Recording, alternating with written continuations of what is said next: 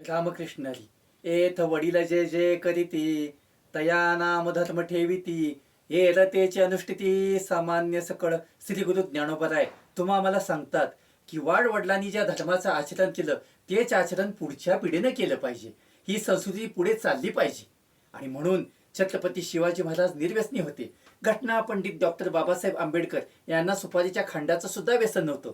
अशा महापुरुषांची चरित्र आपण आत्मसात केली पाहिजेत आणि त्याप्रमाणे आपण वर्तन केलं पाहिजे. आणि म्हणून वाड वडिलांनी चालू ठेवलेला धर्म आपण पुढे घेऊन गेलं पाहिजे. एक ऋषी जंगलात जात होते. तो अचानक एका झाडाने त्यांना नमस्कार केला. ऋषी म्हणालीत, बाळा तुला काय आशीर्वाद देऊ? तुझी फळं गोड आहेत असा आशीर्वाद द्यावा तर ती मूळचीच गोड आहेत. हो, तुझी घनदाट सावली व्हावी असा आशीर्वाद द्यावा तर ती मूळचीच आहे.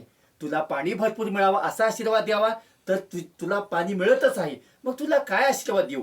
शेवटी ऋषीने आशीर्वाद दिला, तुला जी फळं येतील त्या बियामध्ये तुझे सगळे गुणधर्म येऊ देत, तुझ्यासारखीच ती फळं गोड होऊ देत आणि जगामधल्या लोकांच्या उपयोगी पडू देत. सांगण्याचं तात्पर्य असं आहे की महापुरुषांनी जो धर्म तुम्हाला मला सांगितला तो धर्म तुम्ही आम्ही पुढे घेऊन जाण्याची नितांत गरज आहे असं माऊली तुम्हाला मला सांगतात. रामकृष्ण हरी.